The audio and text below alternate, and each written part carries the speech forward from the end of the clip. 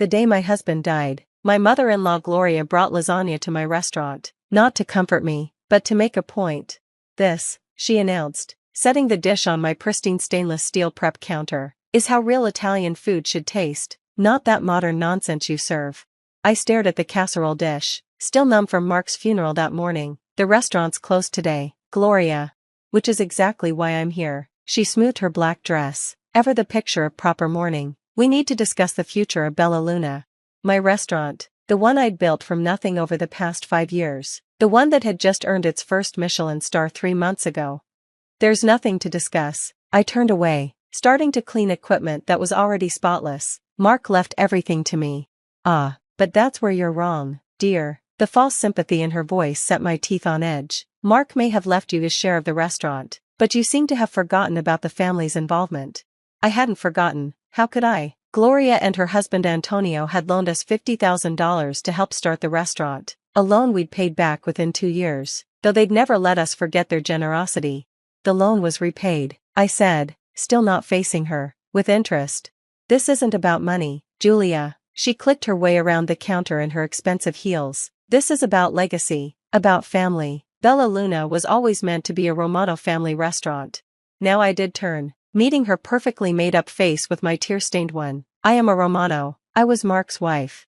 Was being the operative word. Her smile didn't reach her eyes. Now you're just the woman who couldn't give my son children. The outsider who changed all our traditional recipes. The one who turned her back on generations of Romano family cooking to chase after fancy reviews and magazine articles. Each word hit like a physical blow. 5 years of snide comments about my modern take on Italian cuisine. 5 years of hints about my selfish focus on my career instead of starting a family. 5 years of being reminded that I wasn't really a Romano, just someone who'd married into the family. Get out, I whispered. Oh, I'm going. She pulled an envelope from her designer purse. But first, you might want to read this. My lawyer drew it up. I took the envelope with shaking hands, pulling out a thick document. You see, Gloria continued, when you and Mark first opened Bella Luna, Antonio and I had our lawyer add some provisions to the loan agreement, specifically about maintaining the restaurant's traditional family character. What are you talking about?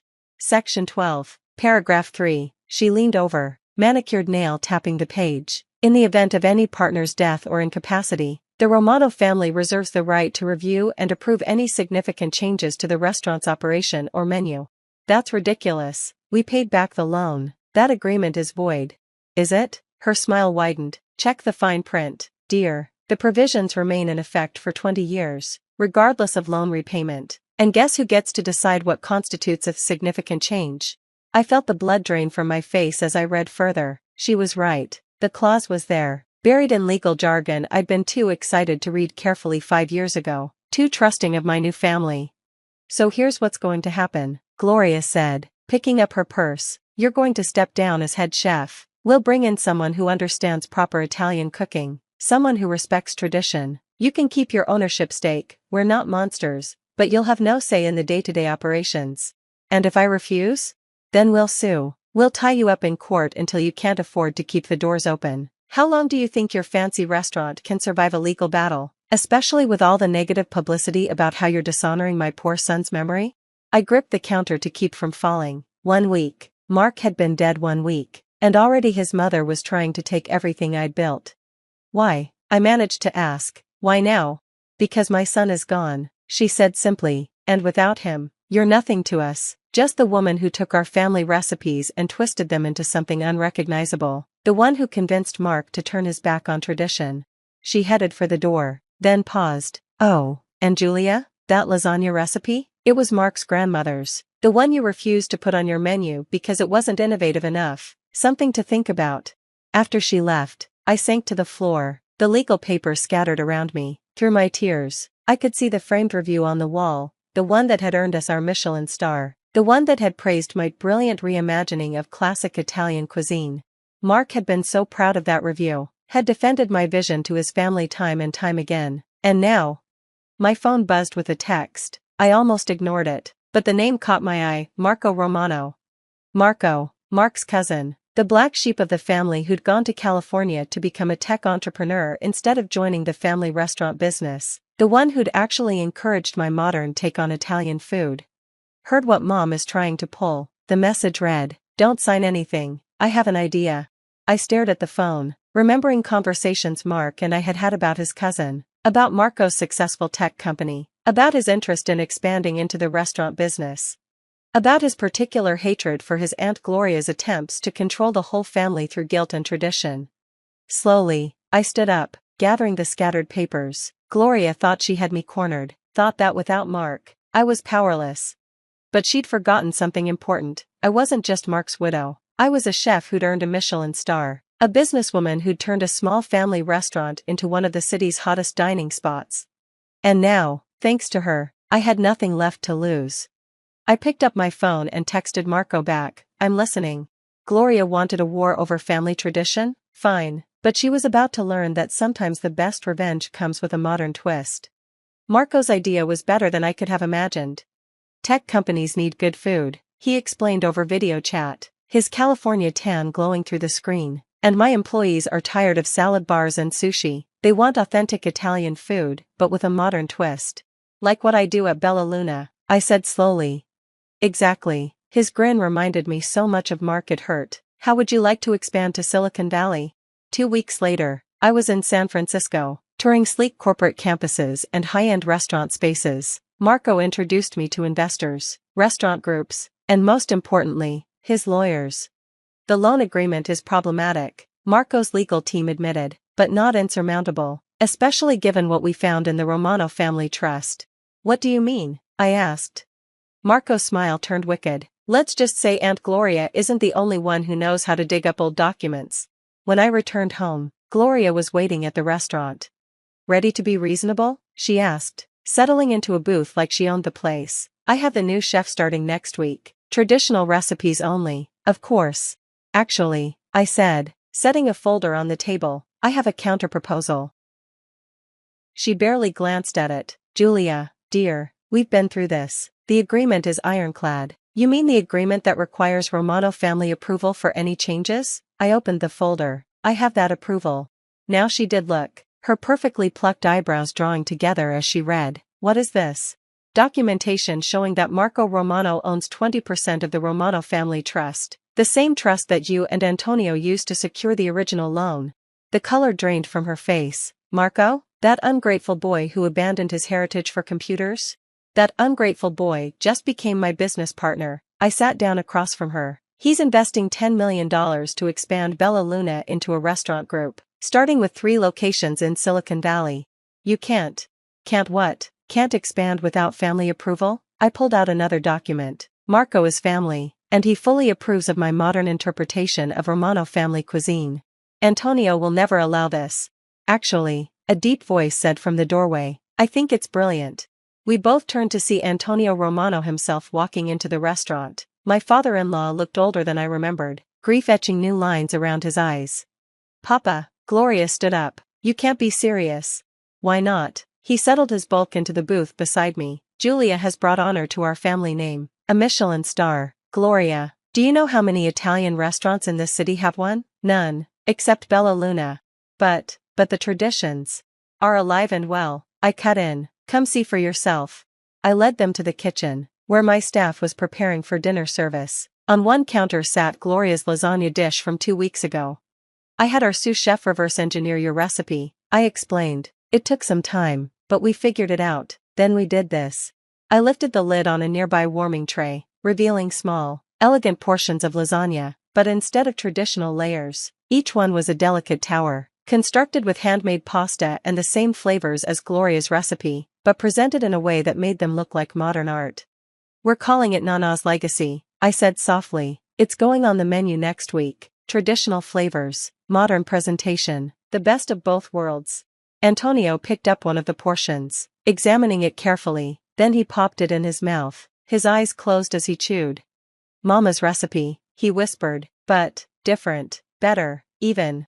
Impossible. Gloria reached for one herself. I watched as she tasted it, saw the moment her certainty wavered. This is what I've been trying to tell you, I said. I never wanted to destroy Romano family traditions. I wanted to honor them by helping them evolve, by showing people that Italian cuisine can be both traditional and innovative. The Silicon Valley expansion. Marco called from the doorway where he'd appeared unnoticed. will feature a mix of traditional and modern dishes. Every menu will have a family classics section, showcasing recipes from the Romano archives, presented in new ways, but keeping the original flavors intact. Gloria sank into a nearby chair. But the agreement is satisfied, Antonio said firmly. Julia has Romano family approval, both Marco's and mine. The traditions are being preserved. Just, what was the word you used, Julia? Evolved, I supplied. See, evolved. He turned to his wife. Gloria, basta, enough. Our son chose well when he married Julia. She understands something we forgot, that traditions only survive if they grow. Mark used to say that, I said quietly. He said Romano family traditions weren't just about recipes, they were about bringing people together, making them feel welcome, sharing our love through food. Gloria was silent for a long moment, looking around the kitchen, at the staff preparing both traditional and modern dishes, at Marco lounging in the doorway, at her husband stealing another taste of the reimagined lasagna. The sauce, she finally said, in the lasagna, you added something. A touch of aged balsamic, I admitted. It enhances the flavors your mother-in-law created, makes them brighter, more complex, but the core recipe is exactly the same. She nodded slowly. My mother, she used to experiment too, small things, little changes to make dishes her own. I'd forgotten that. Then perhaps, Antonio suggested gently, it's time to remember, to honor all our traditions, including the tradition of innovation. 1 month later, Bella Luna 2.0 opened in San Francisco. Gloria came to the opening, bringing with her a box of old recipe cards, her mother-in-law's original recipes, complete with handwritten notes about variations and experiments. For the family classics section, she said gruffly, but, perhaps we could work together, find ways to evolve them? 6 months after that, we opened our third location. The menu features a special section called Gloria's Innovation, traditional recipes with modern twists, developed by me and my former mother-in-law working side by side in the test kitchen. Marco's tech industry connections have made our restaurants the hottest spots in Silicon Valley. It turns out that even the most forward-thinking entrepreneurs crave a taste of tradition, especially when it's presented in innovative ways. Yesterday, we received news that our San Francisco location has been awarded its own Michelin star. The review specifically praised our ability to bridge the gap between traditional Italian cuisine and modern gastronomy. I found Gloria in the kitchen afterward, trying not to cry as she read the review. They mentioned Nana's legacy, she sniffled, said it was, what were the words? A brilliant reimagining of classic Italian comfort food, proving that respect for tradition and embrace of innovation are not mutually exclusive, I quoted. She nodded, dabbing at her eyes. Mark would have loved this, all of it. He always said you could see the future of food. He also said family was the most important ingredient. I hesitated, then added, all family. Even the ones who sometimes fight over lasagna recipes. Gloria laughed, a real laugh, not her usual society titter. Speaking of recipes, I found another box of Nana's cards, some interesting variations on tiramisu that might work with your molecular gastronomy ideas. Traditional flavors, modern presentation? Evolution, not revolution, she agreed, using what had become our company motto. Later that night, after the dinner service, I found myself alone in the kitchen. The framed Michelin star reviews, now 3 of them, hung on the wall, beside a black and white photo of Mark's grandmother in her first restaurant kitchen. You were right, I whispered to Mark's memory. Food is love, family is everything, and sometimes the best recipes are the ones that bring people together, even when they start out pushing each other away. On the counter, next to my modern kitchen equipment, sat Gloria's old lasagna pan. Inside was a new experiment we'd worked on together, a fusion of her mother-in-law's recipe and my modern techniques. Tomorrow, we'd serve it to our regular customers. This dish born of conflict and reconciliation. Some would love it, some might prefer the original, but all would taste what we'd put into it. The perfect blend of tradition and innovation, seasoned with forgiveness and garnished with love. Just like Mark would have wanted.